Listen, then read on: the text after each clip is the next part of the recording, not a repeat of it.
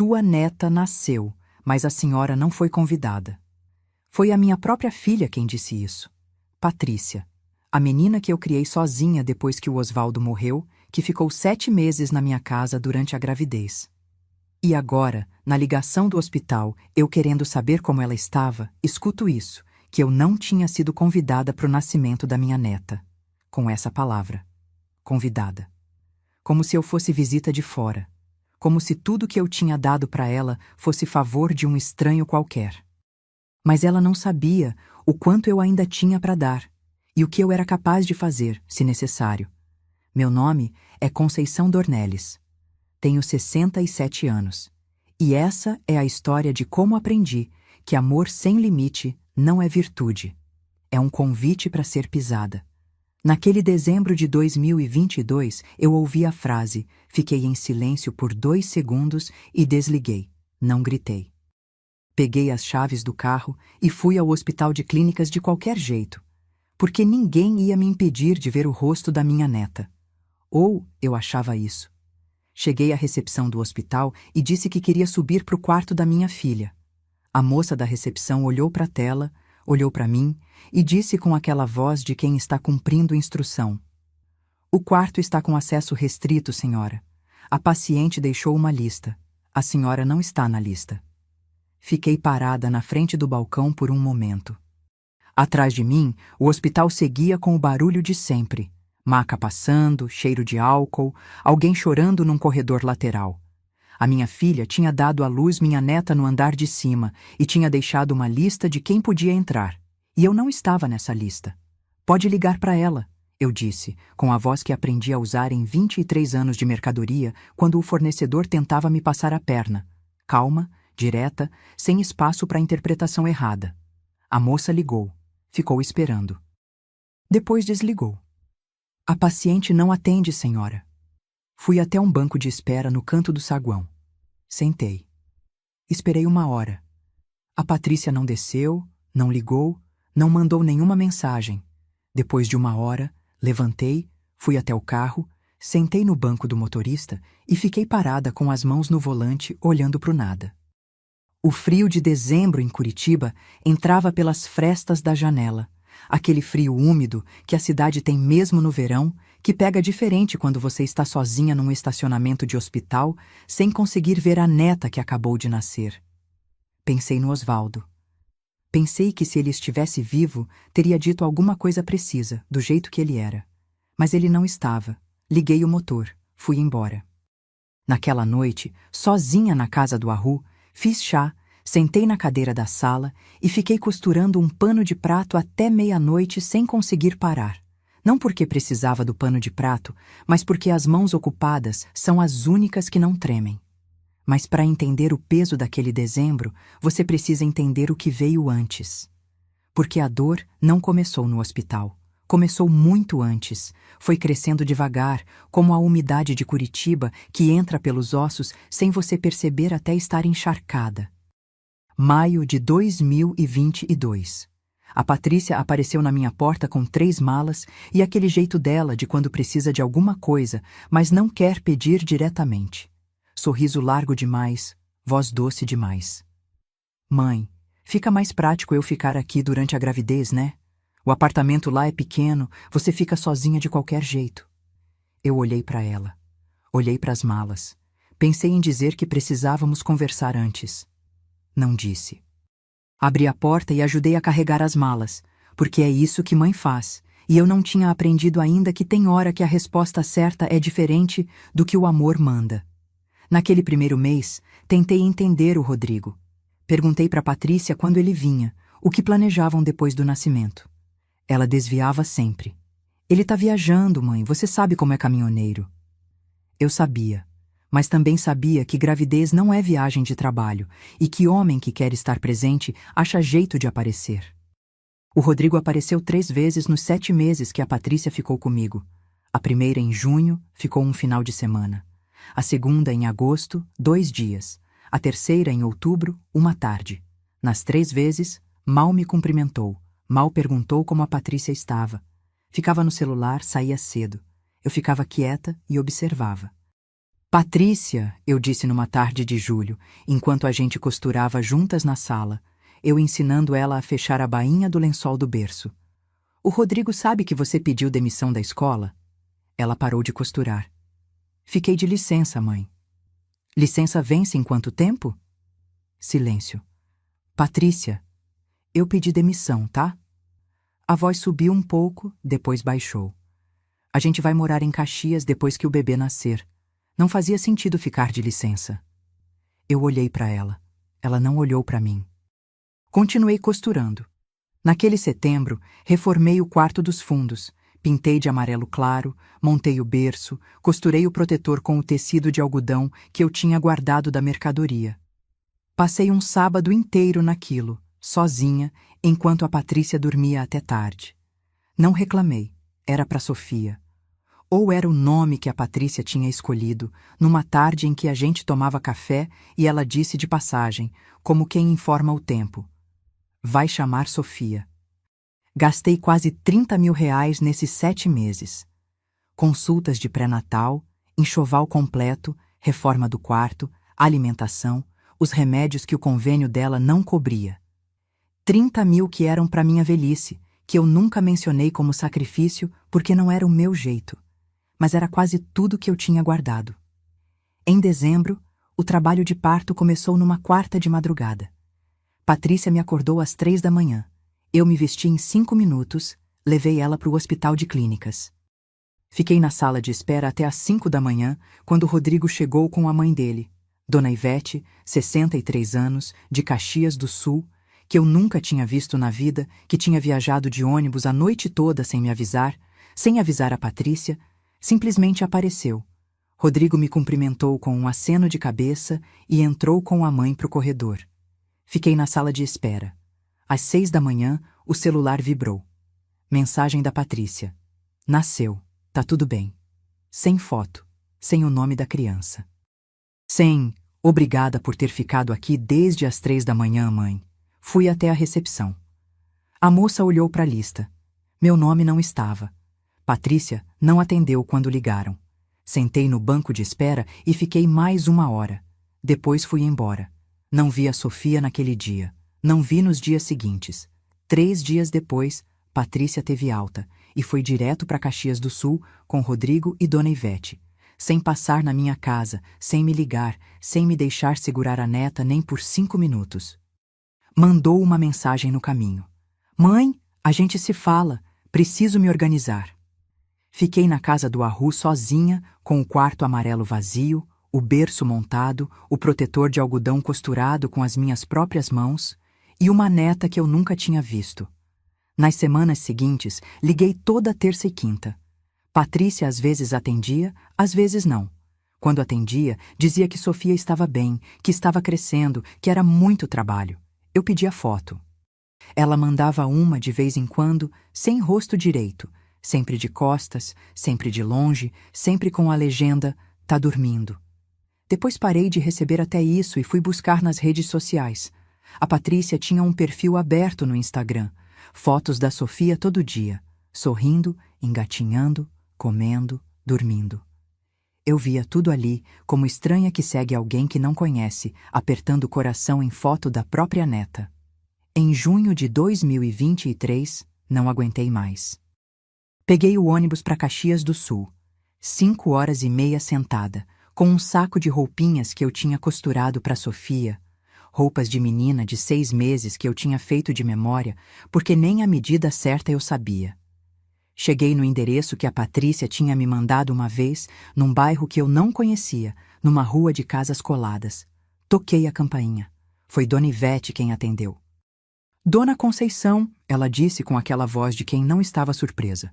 A Patrícia não me avisou que a senhora vinha. Não avisei porque ela não ia deixar eu vir, eu disse. Eu só quero ver minha neta. Dona Ivete ficou parada na porta por um momento. Não abriu. Depois disse, deixa eu chamar a Patrícia. Fiquei na calçada. Ouvi vozes lá dentro.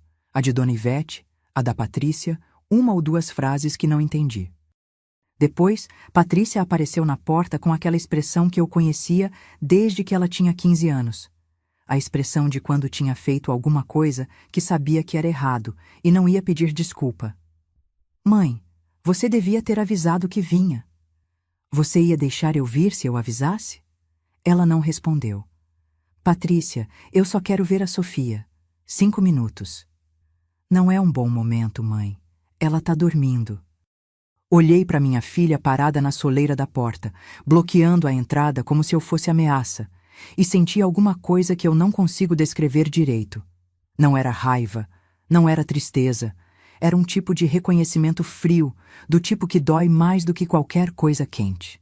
Aquela menina na porta tinha sido carregada por mim, tinha dormido na minha casa 7 meses, tinha comido da minha mesa todos os dias, e estava me impedindo de entrar como se eu fosse desconhecida. Estendi o saco de roupinhas. Dá para ela quando ela acordar. Patrícia pegou sem olhar o que era. Eu voltei para a parada de ônibus. 5h30 de volta para Curitiba, olhando pela janela o inverno do sul passando lá fora, com as mãos no colo e nada para fazer com elas. Foi aí que a depressão chegou de verdade. Não de repente, do jeito que ela costuma chegar, devagar, como a luz que vai sumindo no fim do dia, sem você perceber o momento exato em que ficou escuro. Parei de sair. Parei de cozinhar direito. Ficava sentada na sala olhando para o quarto amarelo vazio, com a porta fechada, porque não aguentava ver o berço. O Instagram da Patrícia eu parei de abrir em agosto. Cada foto da Sofia sorrindo para a câmera era um corte num lugar que não cicatrizava. Foram meses assim. 1 ano. Mais. Em agosto de 2023, a vizinha da frente, Dona Cláudia, mulher de 70 anos que me conhecia desde que eu tinha a mercadoria aberta, bateu na minha porta numa tarde de terça e disse: Conceição, você vai comigo hoje. Não perguntou. Disse: Onde? Eu disse, com a voz enferrujada de quem não tinha conversado direito com ninguém em semanas. No grupo de costura da São Pedro. Toda terça às 3. Você fica em casa sofrendo sozinha faz tempo. Chega. Fui porque não tive energia para dizer não. Estava com o cabelo mal penteado, o avental ainda do almoço, os olhos com aquela expressão vaga de quem está presente no corpo, mas em outro lugar na cabeça. Fui assim mesmo, daquele jeito, e sentei numa cadeira de plástico num salão paroquial da paróquia São Pedro do Arru, que cheirava a café e tecido velho, com 5 mulheres que eu não conhecia e uma máquina de costura industrial no canto que fez alguma coisa se mexer dentro de mim. Um reconhecimento antigo, de músculo e memória. Foi ali que eu conheci a Neuza. Neuza Figueiredo, 71 anos, cabelos completamente brancos, mãos de quem costurou a vida toda, olhos que viam mais do que deixavam transparecer. Tinha sido comerciante de armarinhos em Curitiba por 16 anos. Fechou a loja em 2015, mesmo ano que o filho mais velho parou de falar com ela por razões que ela contou sem rodeio naquela primeira tarde. Briguei com a nora. Ele tomou o lado dela, ficamos 4 anos sem falar. Esses 4 anos eu aprendi que a gente pode sobreviver a qualquer coisa desde que não fique parada. Eu a ouvi contar isso e não disse nada. Mas alguma coisa se soltou. Fui na terça seguinte, e na seguinte, e na seguinte depois dessa. O grupo era simples, 6 mulheres, uma pauta de costura, muito café e conversa que ia a fundo sem cerimônia. Neuza costurava com uma precisão que me lembrava o jeito que eu era antes de ficar daquele jeito vago e distante. Um dia, numa tarde de outubro, ela me olhou enquanto eu descosturava pela 3ª vez o mesmo ponto e disse: Você tá errando porque tá pensando em outra coisa. O que é? Contei. Tudo. Da gestação, do hospital, da lista de acesso restrito, de Caxias do Sul, da porta fechada, das fotos no Instagram. Contei sem parar, em voz baixa, enquanto as outras mulheres do grupo fingiam não estar ouvindo. E estavam ouvindo, porque é impossível não ouvir esse tipo de história. Quando terminei, Neuza ficou em silêncio por um momento. Depois disse: Você gastou quase 30 mil reais e 7 meses da sua vida por essa menina e ela te pagou com uma lista de hospital. É. E você ainda tá esperando o quê dela? Não respondi. Era a pergunta certa, e eu não tinha resposta. Não tô dizendo para desistir, Neuza disse, retomando a costura. Tô dizendo que você precisa parar de organizar a sua vida em função do que ela vai ou não vai fazer. Porque se ela um dia aparecer na sua porta, você precisa estar inteira, não esse bagaço que você está sendo agora. Aquilo doeu. E foi exatamente o que eu precisava ouvir. E então lembrei, com a agulha parada na mão, no salão paroquial cheirando a café, lembrei do Osvaldo. Era 2015, a mercadoria ainda aberta, um mês antes de eu fechar as portas depois de 23 anos. Eu estava sentada no balcão, sozinha, num sábado à tarde, olhando para as prateleiras de tecido que eu ia ter que vender ou guardar. E o Osvaldo entrou pela porta dos fundos com 2 cafés na mão e sentou do lado sem dizer nada por um tempo. Depois disse: Conceição, você construiu tudo isso com as próprias mãos. Se um dia precisar construir de novo, você sabe como faz. Eu tinha rido na época. Construir o quê, Osvaldo? Eu tenho 57 anos. Exatamente, ele tinha dito. Ainda sobrou tempo. Voltei ao presente, ao salão, a Neuza do lado.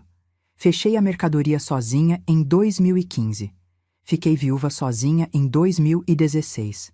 Tinha sobrevivido às 2 coisas, e estava sobrevivendo a essa também, mesmo que parecesse diferente porque a dor era diferente. Dor de filho não tem paralelo. Mas Neuza tinha razão. Eu precisava estar inteira quando chegasse a hora. E a hora ia chegar. Eu sentia isso da mesma forma que sentia quando ia chover em Curitiba. Aquela pressão no ar antes, aquele cheiro diferente, antes de qualquer nuvem aparecer.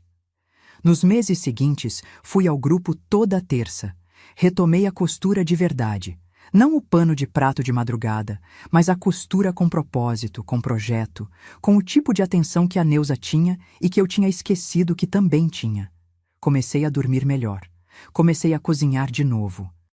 A aposentadoria entrava todo mês, R$ 2.400, e eu vivia com cuidado, guardava o que podia, fui reconstruindo devagar o que tinha gasto.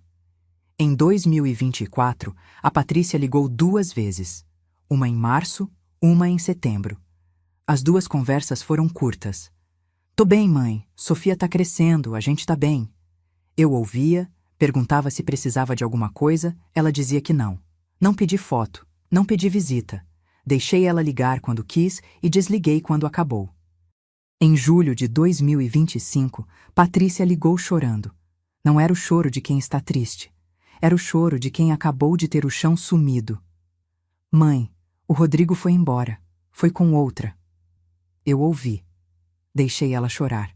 Depois perguntei: Você e a Sofia estão bem fisicamente? Estamos. Então você vai conseguir lidar com isso. Mãe, eu não tenho nada aqui. Não tenho emprego, não tenho ninguém. Você tem a Sofia, eu disse. Por enquanto é o suficiente. Desliguei. Fui até a máquina de costura, sentei e fiquei costurando por um tempo sem pensar em mais nada. Sabia que não tinha acabado. Sabia que ainda ia ter mais. Mas eu estava inteira, e dessa vez eu ia estar inteira quando chegasse. Em outubro de 2025, às 8 da manhã de uma segunda-feira, a campainha tocou. Se você chegou até aqui, é porque essa história tocou em algo que você conhece, porque você sabe o que é amar sem receber de volta. Deixa um like para que mais mulheres vejam que não estão sozinhas nessa. Se inscreve no canal para não perder o que vem a seguir. E clica em hypar. É rápido e faz toda a diferença para esse conteúdo chegar em quem precisa. Me conta aqui embaixo. Você já amou alguém que não soube receber? Escreve aí, porque o que vem agora, a primeira vez que ela vê a neta, depois de quase 3 anos, vai ficar com você. Fui até a porta com o avental ainda no corpo, o café na mão, sem pressa. Porque pressa é coisa de quem não sabe o que vai encontrar. E eu já sabia. Sentia desde julho, desde a ligação do choro, desde o jeito que a voz da Patrícia tinha soado quando disse: Não tenho ninguém aqui. Sabia que ia chegar. Não sabia exatamente quando, mas sabia. Abri a porta. Patrícia estava na soleira com uma mala grande aos pés e uma criança no colo. Menina de cabelos escuros, olhos que eu não conhecia, bochechas de quem acabou de acordar, olhando para mim com aquela expressão séria que crianças pequenas têm quando estão num lugar novo. Quase 3 anos.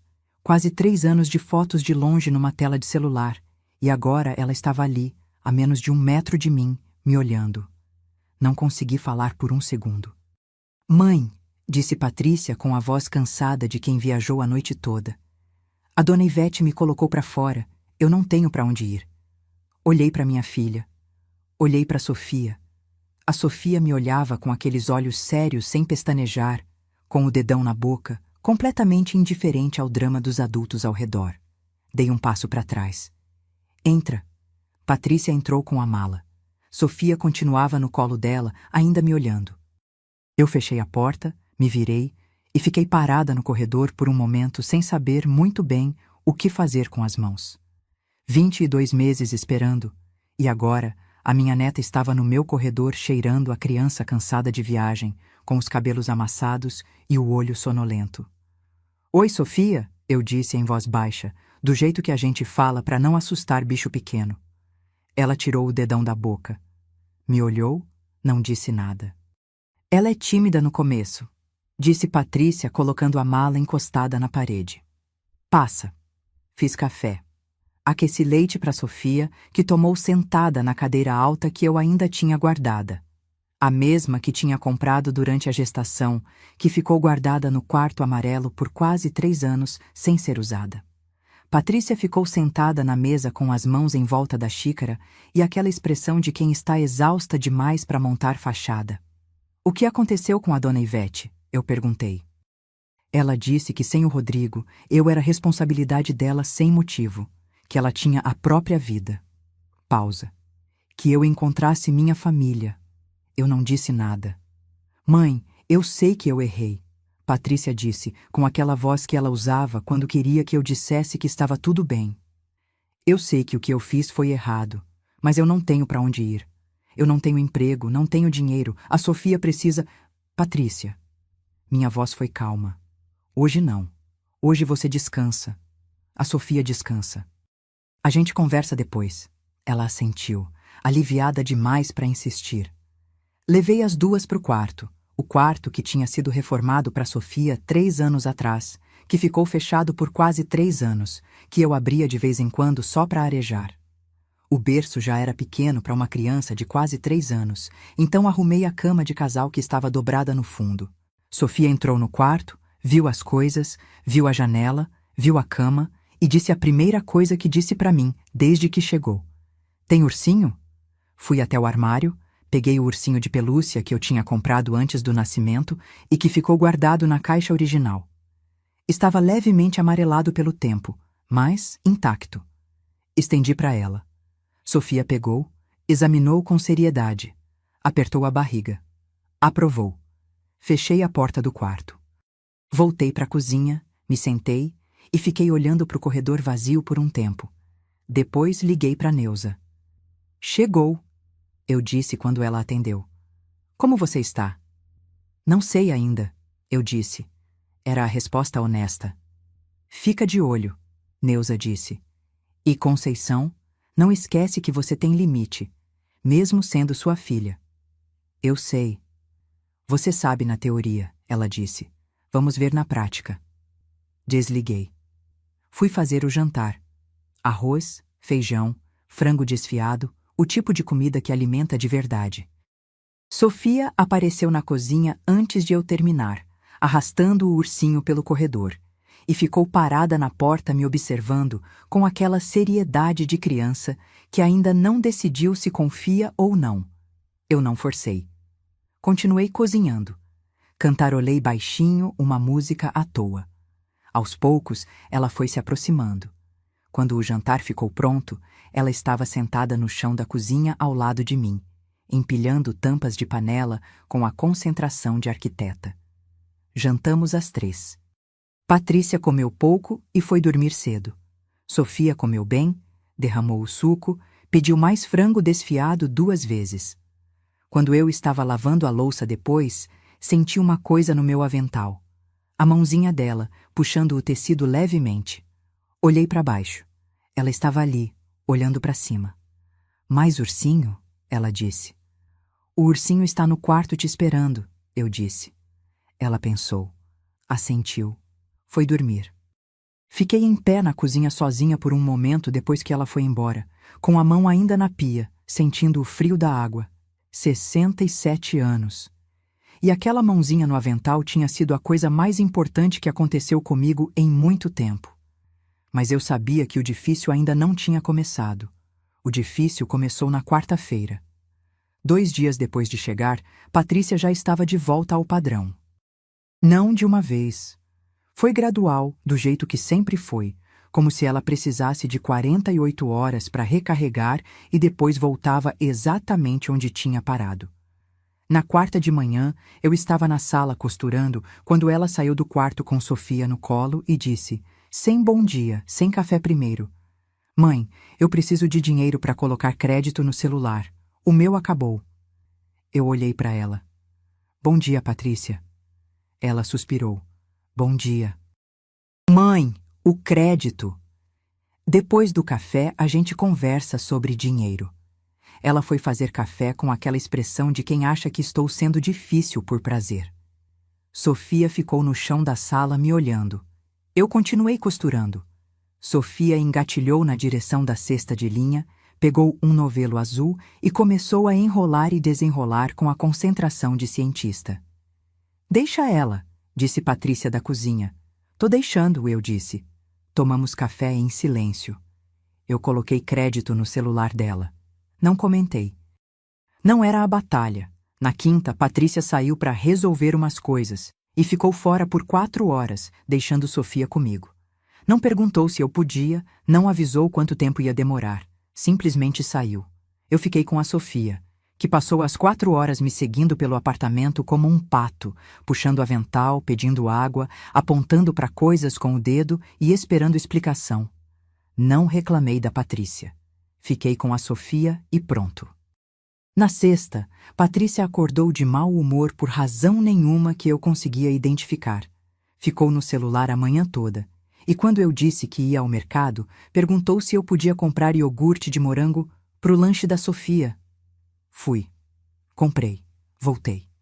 Patrícia estava no telefone, Sofia estava assistindo desenho no celular da mãe.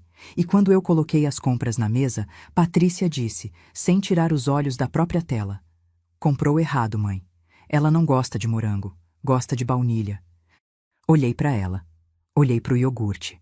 Olhei para Sofia, que estava absolutamente feliz assistindo o desenho sem nenhuma opinião sobre iogurte.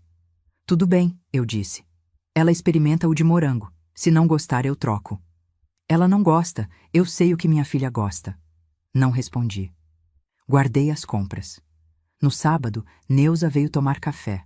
Sentamos na sala, Sofia brincava no chão, Patrícia ficou no quarto. Neuza me olhou e disse em voz baixa. Como está sendo? Do jeito que você disse que ia ser, eu disse. Ela assentiu. Tomou o café. Ficou olhando para Sofia por um momento. A menina tinha pego a cesta de costura de novo e estava passando a linha pelo buraco da tesoura com a seriedade de quem está fazendo cirurgia. Neuza sorriu. Ela tem o seu jeito, disse Neuza. Olhei para Sofia. Era verdade. Aquela concentração, aquela seriedade, aquele negócio de pegar a coisa e examinar antes de decidir o que fazer. Não sabia de onde tinha vindo, mas era familiar de um jeito que me apertou o peito. A segunda semana foi pior. Patrícia começou a sair mais. Saía de manhã, voltava à tarde, às vezes saía de novo à noite. Cada saída era, vou resolver uma coisa, mãe, você fica com a Sofia? Não era pergunta. Era declaração. Eu ficava. Sofia ficava. E foi nessas horas que a gente foi se conhecendo de verdade. Eu ensinando ela a empilhar retalhos por cor, ela me ensinando o nome de cada personagem do desenho que assistia, os dois entendimentos acontecendo em paralelo como costuram acontecer quando não tem adulto interferindo. Mas quando a Patrícia estava em casa, a tensão era diferente. Numa tarde de terça, eu estava costurando na sala e Sofia veio me mostrar um desenho que tinha feito numa folha de papel. Garatujas de lápis de cor, que ela apresentou com a seriedade de artista em vernissage. É a vovó, ela disse, apontando para um círculo com riscos. Ficou lindo, eu disse. Patrícia, que estava passando pelo corredor, parou. Sofia, vovó é a vovó Ivete. Essa é a Bisa. Sofia me olhou para o desenho, olhou para a mãe. Não, ela disse, com aquela firmeza de quase 3 anos que não negocia. É a vovó. Sofia. Patrícia, eu disse com a voz calma. Deixa ela. Patrícia me olhou com aquela expressão. Entrou no quarto. Eu olhei para o desenho. Ficou muito lindo mesmo, eu disse para Sofia. Pode deixar aqui em cima da mesa? Ela colocou com cuidado. Ficou satisfeita. Foi brincar. Na 4ª semana, as coisas escalaram. Patrícia chegou em casa na hora do almoço depois de uma saída da manhã. Encontrou eu e Sofia almoçando juntas. Eu tinha feito macarrão com molho de tomate que Sofia estava comendo com uma concentração séria. E disse, sentando à mesa. Sofia, esse macarrão tem glúten. Eu falei que ela está reduzindo o glúten. Olhei para Patrícia. Você não me falou isso. Falei sim outro dia. Não falou. Falei, mãe, você não presta atenção. Eu coloquei o garfo na mesa. Olhei para ela com cuidado, não com raiva, com aquele olhar de comerciante que aprendeu que tem hora que a clareza vale mais que a paz. Patrícia, se você tem instrução específica sobre a alimentação da Sofia, você me fala com antecedência, não na frente dela na hora do almoço. Você está me chamando de mentirosa? Estou dizendo que não me lembro de você ter falado e que a gente precisa se comunicar melhor. Sofia tinha parado de comer. Estava nos olhando com aquela expressão de criança que não entende o conteúdo, mas entende o clima. Corpo levemente encolhido, colher parada no ar. Come, meu bem, eu disse para ela, com a voz diferente. Sofia comeu. Patrícia ficou em silêncio pelo resto do almoço. Mas naquela noite, depois que Sofia dormiu, Patrícia veio para a sala e sentou na cadeira de frente para mim com aquela expressão que eu conhecia, quando ela quer alguma coisa grande e está montando o argumento. Mãe, eu preciso de dinheiro, não para crédito de celular, dinheiro de verdade. Preciso de pelo menos 2 meses de aluguel para conseguir um apartamento e me estabilizar. Eu a olhei. Quanto você tem guardado?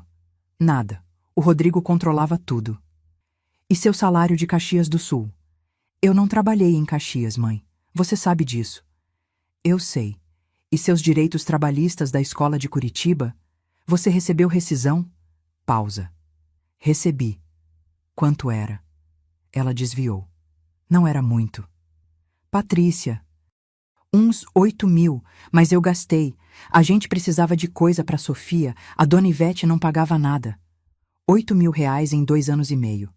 Você não sabe como era, mãe. Você não estava lá. Aquilo doeu. E ela sabia que ia doer. Era o tipo de frase que a Patrícia usava quando precisava me calar, que funcionava porque era verdade. Eu não estava lá. Ela tinha me impedido de estar lá. Fiquei em silêncio por um momento. Depois disse, quanto você precisa? 2 meses de aluguel. Uns 4.000. Eu tenho esse dinheiro, mas antes de eu dar qualquer coisa, eu preciso que você me escute. Ela cruzou os braços. Tô escutando. Você vai sair daqui com dinheiro e com o número de uma psicóloga que a Neuza indicou. Não é sugestão, é condição. Você não vai melhorar sozinha, Patrícia, e a Sofia merece uma mãe que esteja bem. Você está dizendo que eu sou louca. Estou dizendo que você passou por muita coisa e que precisa de ajuda para processar. Não tem nada de errado nisso. Patrícia ficou me olhando por um momento. Depois disse, com aquela voz baixa e cortante que ela guardava para quando queria machucar de verdade. A senhora nunca foi de muita ajuda mesmo, mãe. Sempre achando que sabe mais do que todo mundo. A sala ficou em silêncio. Eu olhei para minha filha. Ela me olhava com aquela expressão. Metade raiva, metade medo de ter ido longe demais. Eu sabia aquela expressão. Tinha visto ela desde que a Patrícia tinha 15 anos. E daquela vez, como todas as outras, eu tinha engolido e seguido em frente porque era mais fácil. Mas eu tinha 67 anos e não tinha mais tempo para mais fácil. Patrícia, eu disse com a voz calma que me custou mais do que ela vai saber. Você vai dormir. Amanhã de manhã a gente conversa direito. Não tenho o que conversar, mãe. Amanhã, eu disse. Ela foi pro quarto. Eu fiquei sentada na sala sozinha, com a costura no colo e as mãos paradas, olhando pro corredor escuro por um tempo longo. Do quarto, o silêncio de Sofia dormindo. Na manhã seguinte, antes que a Patrícia acordasse, eu fiz o café, sentei na mesa da cozinha e escrevi a carta. Não foi longa. Uma página, letra firme, sem rodeio e sem crueldade.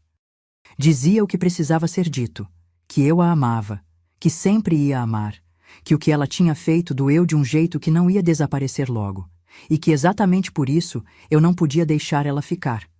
Porque se ficasse, eu ia deixar ela repetir o padrão, e isso não ia fazer bem para nenhuma das duas. Dizia que ela ia sair com dinheiro e com um nome, que a porta não estava fechada, que eu estava aqui, mas que aqui tinha limite. Quando a Patrícia acordou, eu já tinha o envelope na mesa do lado do café. Ela leu a carta em silêncio. Leu 2 vezes, ficou olhando para o papel por um tempo. Você está me mandando embora, ela disse. Estou te dando o que você precisa para recomeçar, eu disse. São coisas diferentes. E a Sofia?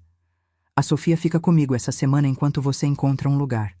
Você vem buscar ela quando tiver tudo organizado. Patrícia olhou para mim. Tinha lágrima no canto do olho. Não o choro de manipulação, que eu conhecia bem, mas algo mais fundo, mais real. Mãe, eu errei muito com você. Errou, eu disse. E você vai ter que viver com isso. Mas vai conseguir, se ajudar. Ela ficou em silêncio. Depois, quanto tempo eu tenho? Quanto você precisar para se organizar. Mas a Sofia precisa de rotina. Não pode ser meses. Ela assentiu. Foi pro quarto arrumar as coisas. Eu fui fazer mingau para Sofia.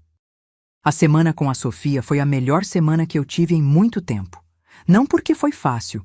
Criança de quase 3 anos não é fácil, especialmente criança que está sentindo a ausência da mãe sem ter palavras para isso.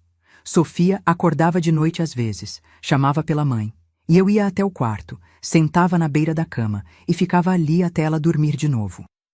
Não dizia que a mãe ia voltar logo, não dizia que estava tudo bem, só ficava ali, a mão dela na minha, o silêncio da madrugada de Curitiba lá fora. Na terça de manhã, sentamos na sala com o cesto de costura entre a gente. Sofia já conhecia o cesto. Tinha passado a semana anterior explorando cada item com a seriedade de pesquisadora. Peguei uma agulha de ponta arredondada, própria para criança, e um pedaço de tecido de algodão com furos marcados a lápis. Vou te ensinar uma coisa, eu disse. Sofia me olhou com aquela seriedade dela. Chama ponto de cruz, eu disse. A linha entra aqui, sai aqui, entra aqui, sai aqui. Faz um X. Você tenta? Ela tentou. A primeira passagem foi torta, a linha enrolou. Ela franziu a testa com uma concentração que me lembrou o Osvaldo resolvendo conta. Aquela testa franzida de quem não vai desistir enquanto não entender. Ajudei a desfazer, mostrei de novo. Na terceira tentativa, saiu um X torto mais reconhecível. Sofia olhou para o X. Olhou para mim. Fiz, ela disse. Fez, eu disse. Ela sorriu. O primeiro sorriso grande, de verdade, desde que tinha chegado. Aquele tipo de sorriso de criança que ocupa o rosto inteiro e não tem nada calculado nele. Trabalhamos na terça, na quarta, na quinta. Aos poucos o tecido foi ganhando uma fileira de X tortos e orgulhosos que Sofia examinava toda manhã antes de continuar. Na sexta, peguei o álbum de fotos da gaveta da sala. Fotos antigas, do tempo da mercadoria, do casamento, da Patrícia criança, e mostrei para Sofia. Ela ficava olhando cada foto com atenção, querendo saber quem era cada pessoa. Esse é o Bisa Osvaldo, eu disse, mostrando uma foto de 2012, o Osvaldo na frente da mercadoria com o avental de trabalho. O pai da sua mãe. Sofia examinou a foto. Cadê ele? Foi pro céu, eu disse. Mas ele ficou aqui. Toquei o peito. Ela pensou nisso por um momento. Depois devolveu a foto com cuidado, como quem devolve coisa importante. Na sexta à tarde, Patrícia ligou. Tinha encontrado um apartamento pequeno no bairro Portão. Um quarto, cozinha, aluguel de R$ 1.300, próximo a uma escola de educação infantil onde tinha conseguido uma entrevista. Vinha buscar a Sofia no sábado. Tá bom, eu disse. Ela está bem. Mãe, Patrícia disse depois de uma pausa. A carta. Eu li umas 5 vezes. Eu fiquei em silêncio. Não vou dizer que concordo com tudo, mas eu ouvi. Tá bom, eu disse de novo. Era o suficiente por enquanto. No sábado de manhã, antes de a Patrícia chegar, sentei com a Sofia na sala e terminamos a última fileira do ponto de cruz. O tecido tinha uma faixa de X coloridos, tortos e regulares, completamente dela. Pode levar, eu disse. Ela dobrou o tecido com cuidado, do jeito errado, mas com intenção. Colocou no bolsinho da calça. Quando a Patrícia chegou e Sofia correu para abraçar a mãe, eu fiquei parada na porta, observando as duas. Patrícia me olhou por cima do ombro da filha. Um olhar que eu não sabia nomear ainda, que ia levar tempo para ter nome, mas que era diferente do olhar de quando ela tinha chegado 1 mês atrás. Semana que vem, eu disse. Semana que vem, ela disse. Foram embora. Eu fechei a porta. Fui até a cozinha, fiz café, sentei na cadeira da janela que dava para o quintal da casa do Arru. O quintal que o Osvaldo tinha feito a churrasqueira, que estava sem uso fazia anos, com o maracujazeiro que cresceu sozinho encostado na parede. Dezembro em Curitiba estava chegando com aquele frio teimoso que a cidade não larga nem no verão. 3 semanas depois, na primeira semana de dezembro, o telefone tocou. Era a Patrícia. Não chorando, não pedindo nada, só ligando. Oi, mãe! Oi, minha filha! A Sofia perguntou quando vai ver a vovó de novo. Senti alguma coisa se ajeitar no peito. Não sarar, porque isso leva tempo e às vezes não sana de tudo, mas se ajeitar. Como o ponto de tecido que estava torto e você puxa o fio certo e ele encaixa. Fala para ela que a vovó também perguntou, eu disse. Ficamos mais um tempo no telefone, falando de coisas pequenas. A entrevista na escola, o apartamento, uma receita que a Sofia tinha insistido em tentar fazer e que tinha dado errado de um jeito engraçado. Não resolvemos nada grande naquela ligação. Não precisava resolver. Quando desliguei, fui até a máquina de costura. Peguei um pedaço novo de tecido de algodão, marquei uma grade de furos a lápis, do tamanho certo para a mão de uma criança de quase 3 anos, e comecei a preparar o próximo. Ensinei ela o primeiro ponto. O resto ela vai aprender quando vier. Essa história acabou, mas tenho certeza que vai ficar com você. Se ela te tocou, se você já amou alguém que não soube receber, ou se você mesma já foi a filha que errou, deixa um like. Isso me ajuda a continuar trazendo histórias assim. Me conta aqui embaixo. O que mais te marcou? Foi a porta do hospital? Foi o ponto de cruz? Foi a ligação de dezembro? Escreve aí. Tem muitas outras histórias de mulheres que não desistem esperando por você aqui no canal. Se inscreve e clica em hypar para não perder a próxima.